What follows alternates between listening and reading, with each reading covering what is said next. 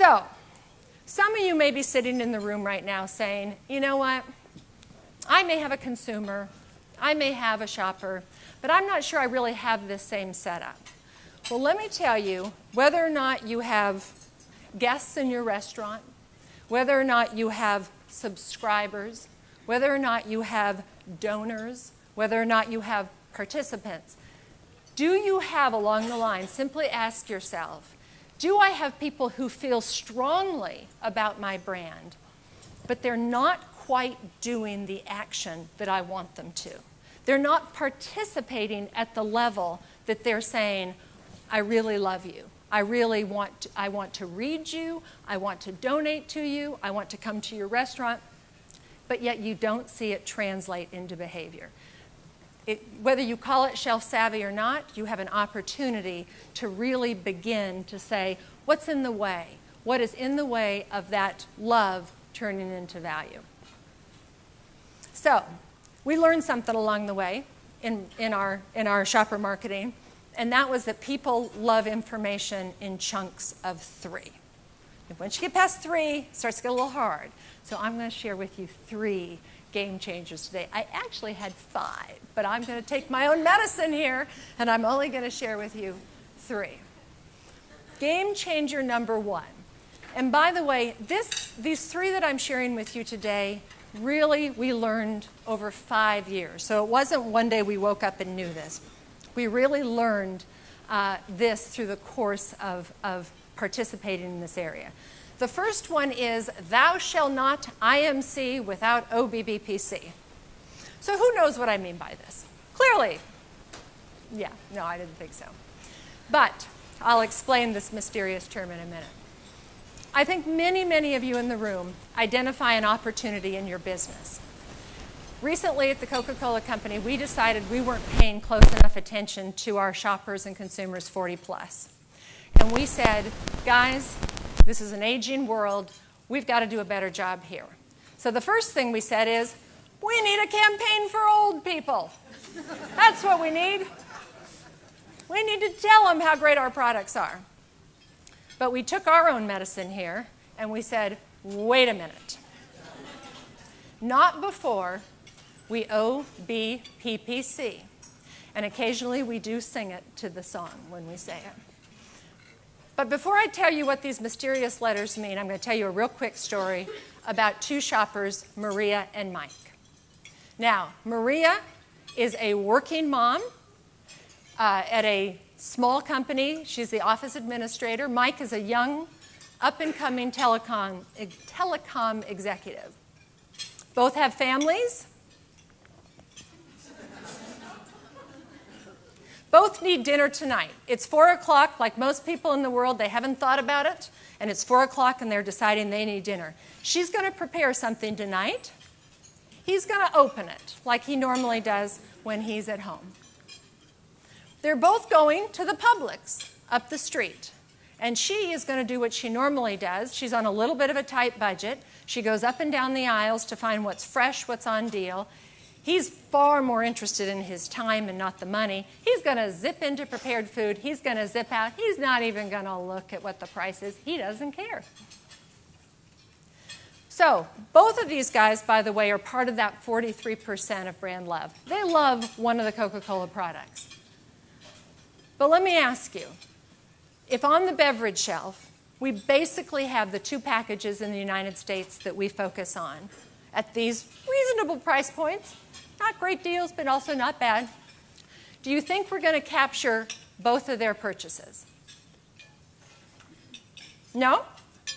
Are we going to capture anybody's purchase? Yeah. Maybe we'll capture Maria's because she's probably going down the beverage aisle. Mike, we're not going to capture at all. He's going to deli. He's not going down the beverage aisle. What would happen, though, if we actually began to mix it up? And we still had what we had on the beverage aisle, but we maybe had a twin pack on a display, and for Mike, we actually had a sexy cold aluminum bottle in the deli section. Our chances of turning them into shoppers greatly increases. So, all an OBBPC is is it's understanding what occasion your shopper is going for, such as dinner. It says what's the brand that they're interested in, and the package and price architecture is critically important. Now, some of you are saying, I got it. It's easy for you, Coke.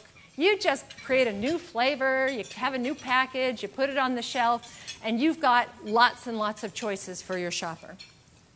But I'm going to show you one that was much more difficult and much more and incredibly successful. Anybody drive a BMW in the room?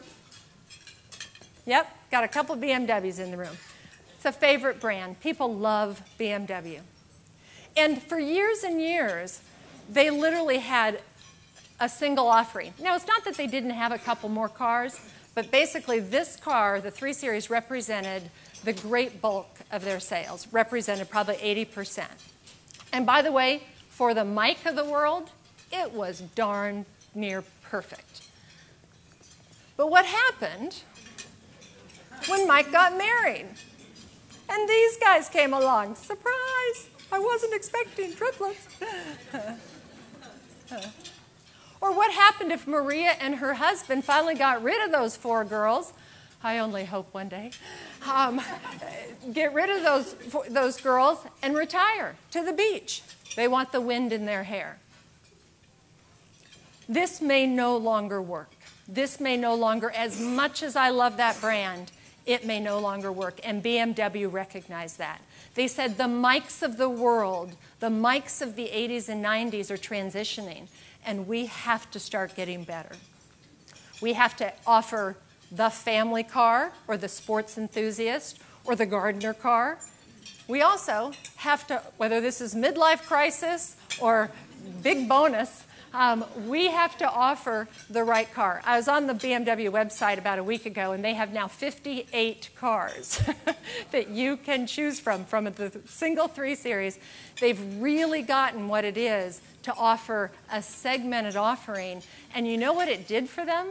It offered you, it actually maximized their profit because you had many trade-up opportunities. They achieved 450% sales growth in the 8 years they did this, and they doubled their industry share. Now, many of us feel very safe staying in our core business, but it's oftentimes so important to look at where your opportunities are, and do you have the opportunity to expand? So, I know the pure marketers in the room are like, could you finish with the OBBPC already? I have one last thing. We've got some Mo's in the room. I saw Brett. We've got some Mo's people in the room. I'm going to give you a real-life OBBPC that I experienced this weekend. And yes, my life is sad that I'm actually in the middle of a weekend thinking I'm in an OBBPC moment. It's quite sad. But my daughter had finished a volleyball game. It was 4 o'clock, and she was starving. And we had early dinner plans. And she said, Mom, I'm starving. But we can't spoil dinner because we have early plans. We were between in our neighborhood a Moe's and a McDonald's. Now, Moe's has done a very good job of building brand love with my 13-year-old. But when it came to that snack moment, I said, do you want to go to Moe's? And she said, thought about it for a sec, said, no, I think we better go to McDonald's because they have a lot more snack items. So right there we had a snack occasion, and we went to the place, despite her brand love, to the place that had the broader OBBPC for that specific snack occasion. So when you think about your business, think about, do you have entry points? Do you have trade-up opportunities within the robust offering to the shoppers? That can actually help you turn that brand love into brand value.